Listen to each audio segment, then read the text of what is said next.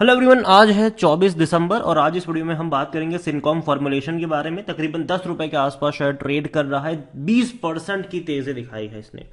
Covid की खतरे के चलते जहां बाकी पूरे बाजार में गिरावट है, वहां इन कंपनी में तेजी है। हाल फिलहाल में अगर आप देखो तो फार्मा के शेयर में तेजी है और बिल्कुल इसी तरीके का पैटर्न हमें तब देखने को मिला था जब कोविड इंडिया में आया था। इसके अलावा कोविड की जो दूसरी वेव भी आई थी 2021 में, तब भी हमने देखा कि फार्मा के शेयर्स में बहुत ज़्यादा तेजी आई थी। लेकिन उसके बाद जैसे ही कोविड की वेव धीरे धीरे कम होती चली गई, वही फार्मा के शेयर्स में एक बहुत बड़ी प्रॉफिट बुकिंग देखने को मिली और वो फार्मा के शेयर टूट के बिखरने लगे। और जिन कंपनियों में कोविड के दौरान काफ़ी बड़ी गिरावट थी, उन कंपनियों के शेयर ने बहुत बड़ी छलांग भी लगाई।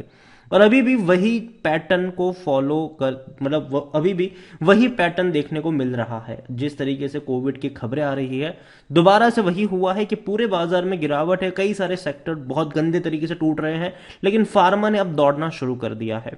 तो वीडियो में हम डिस्कस करेंगे कि सिनकॉम फॉर्मुलेशन जो अभी भाग रहा है, 20% की तेजी दिखाई है एक ही दिन में, तो यहां पर इस तरीके का जो पैटर्न है वो कहां तक देखने को मिल सकता है। वीडियो को शुरू करूं तब तक अगर आपने चैनल को सब्सक्राइब नहीं किया है तो प्लीज अभी इसे सब्सक्राइब कर लीजिए, क्योंकि आगे भी बहुत सारे वीडियोस हैं जो आपको काफी ज्यादा हेल्प करेंगे। तो सिनकॉम फॉर्मुलेशन अगर हम देखने की कोशिश करें तो 20% की तेजी जरूर है और एक महीने में ये 24% तक दौड़ चुका है। 2 दिन में ये तेजी आई है। ₹7.70 का ये शेयर था 21 को, 22 को ये चला गया सीधा ₹8.10 पर और उसके बाद 23 को और बड़ी और बहुत बड़ी तेजी आई यहां पर। इवन अगर आप देखोगे तो एक साल में चीजें उतनी अच्छी नहीं थी। अगर आप पिछले एक साल का ग्राफ भी यहां पर देखते हो तो एक बड़ी रफ्तार से ये टूटा जरूर था। आप देख सकते हैं कि ₹18 का ये शेयर था, टूट के बिखर गया ये। इवन 3 साल का अगर मैं आपको ग्राफ दिखाऊं तो पिछले 3 साल में सिनकॉम फॉर्मुलेशन की अगर हम बात करें तो 1250% का ग्रोथ। जैसे कि कोविड जब इंडिया में आया था तब ये शेयर, अगर आप देखो कोविड से पहले की अगर मैं बात करूं तो ये शेयर कुछ खास ट्रेड नहीं कर रहा था। मुश्किल से ये आपको मिल रहा था ₹1 के भी नीचे। 70 पैसे का था, 75 पैसे का था। जैसे ही कोविड चल रहा था एक अच्छी रफ्तार की तरफ ये भाग रहा था। जब कोविड की दूसरी वेव आई थी तब ये और बड़ी रफ्तार पकड़ रहा था और बाद में एक बहुत बड़ी तेजी इसने दिखा दी। लेकिन उसके बाद आप देख रहे हो कि लगातार ये करेक्शन दिखा रहा है। अभी दोबारा तेजी जरूर आई है, लेकिन मुझे लगता है कि वो कंपनी अच्छी है। मैंने पहले भी कहा था कि ₹8 के नीचे अगर मिल रहा है खरीद लो इसको, ठीक है। लेकिन कभी भी इसको आप एक हाई प्राइस पे नहीं खरीद सकते हो, क्योंकि कोविड के दौरान इनके रेवेन्यू प्रॉफिट बढ़ गए थे। लेकिन जैसे ही कोविड के केस कम होना शुरू हुए थे, इनके रेवेन्यू और प्रॉफिट भी कम होना शुरू हो गए थे। और अभी जो तेजी आई है वो इसी एक्सपेक्टेशन के साथ है कि भैया जो दोबारा से हिस्ट्री रिपीट हो सकती है जो हमें कोविड के फर्स्ट और सेकंड वेव में देखने को मिली।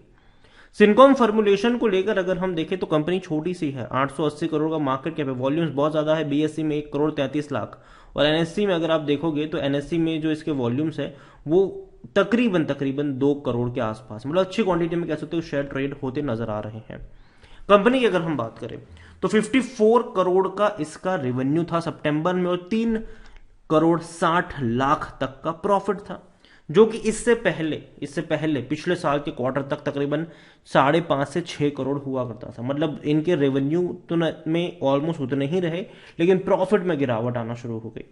यहां पर अगर हम देखेंगे तो प्रमोटर के पास 50.57% की होल्डिंग है। FIS mutual fund insurance company किसी के पास कुछ भी नहीं है। और यहां पर इनके डिविडेंड को देखें तो हाँ, डिविडेंड पे जरूर किया है इस साल 3% का, मतलब 3 पैसा पर शेयर, जो कि बहुत उतना अच्छा नहीं है, लेकिन 3 पैसे का इसने डिविडेंड पे जरूर किया है। सिनकॉम को लेकर अगर हम देखेंगे तो इनसाइडर ट्रांजैक्शन में डेफिनेटली इन प्रमोटर्स ने खरीदारी करी है हुई है।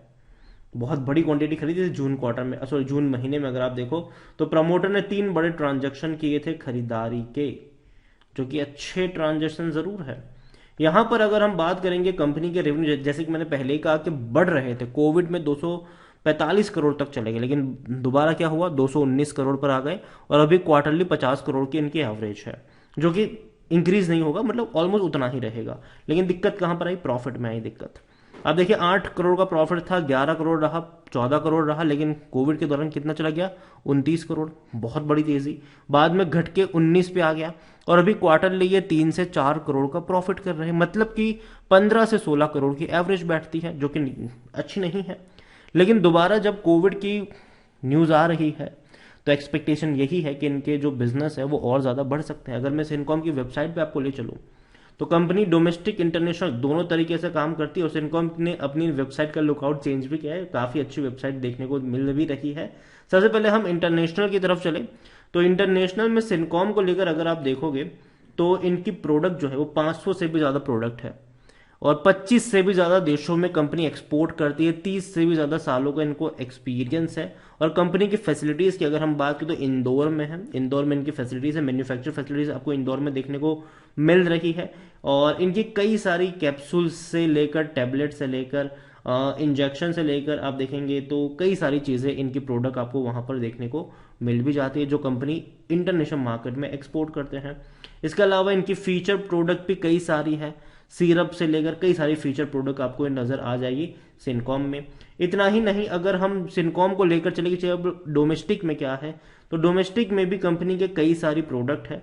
अगर मैं इनके प्रोडक्ट के बारे में ही बात करूं तो लाइफ केयर इवॉल्व कई सारी न्यूट्रिशंस की चीज़ें बनाती है, और बहुत छोटी छोटी चीज़ें ये बनाती है कंपनी।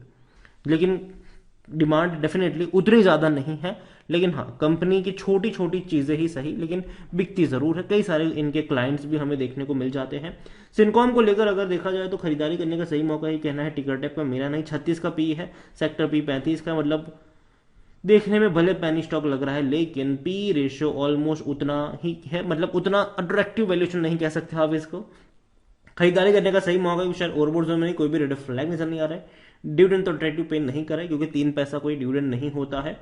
और कंपनी में शेयर होल्डिंग के बारे में अगर हम देखें तो शेयर होल्डिंग पैटर्न कुछ इस तरीके से है कि 50.57% की होल्डिंग प्रमोटर के पास है, म्यूचुअल फंड डोमेस्टिक अदर्स मतलब एफआईएस किसी के पास कुछ नहीं। उसके बाद आते हैं भैया रिटेल इन्वेस्टर्स, 49.43% की होल्डिंग रिटेल्स और अदर्स की मिलाकर है, जिसमें से रिटेल इन्वेस्टर के पास 36.35% की होल्डिंग देखने को मिल रही है। तो कंपनी छोटी जरूर है लेकिन डेफिनेटली बहुत अच्छी तेजी दिखाई है, और ऐसी तेजी हमने पहले भी मतलब सिनकॉम में देखी हुई है। और लेकिन हर बड़ी रफ्तार के बाद एक बड़ा करेक्शन भी आता है। मैं ये कहूंगा कि एक अच्छी तेजी की तरफ शायद अब ये जा सकता है, लेकिन ऊपर के लेवल से नीचे भी ये टूट सकता है। अभी तो जिस तरीके से कोविड की न्यूज़ आ रही बने रह सकते हो यहाँ पर। और जहां तक प्रॉफिट बुकिंग का मामला है, मुझे लगता है कि 15 रुपए के आसपास का जो रेंज होगा वो प्रॉफिट लेकर निकलने वाला रेंज होगा, तो वहां पर आपकी नजर होनी चाहिए। इसके अलावा अगर हम देखें तो डेफिनेटली कई सारी फार्मा कंपनियों में तेजी जरूर है, लेकिन कुछ दिग्गज फार्मा कंपनियों में तेजी नहीं है। जैसे कि अरबिंदो फार्मा की अगर हम बात करें तो 440 रुपए के आसपास है, बल्कि इसमें तो गिरावट देखने को मिली है। लुपिन की भी अगर मैं बात करूं तो 760 रुपए के आसपास है, इसमें भी कोई तेजी नहीं है। सिप्ला की अगर हम बात करें तो 1125 रुपए के आसपास शेयर ट्रेड कर रहा है। और अगर आप चाहते हैं कि मैं इन कंपनियों के ऊपर भी एक डिटेल वीडियो बनाऊं तो कमेंट में जिस किसी कंपनी के बारे में आप वीडियो चाहते हैं उसका नाम जरूर लिखिएगा। वीडियो को यहीं पे एंड करूंगा, पसंद आया हो तो लाइक करें, शेयर करें। चैनल अगर आप पहली बार आए तो प्लीज सब्सक्राइब करें, और सिनकॉम फॉर्मुलेशन के बारे में क्या सोचते हैं वो भी आप मुझे कमेंट में लिख कर बता सकते हैं। Thank you.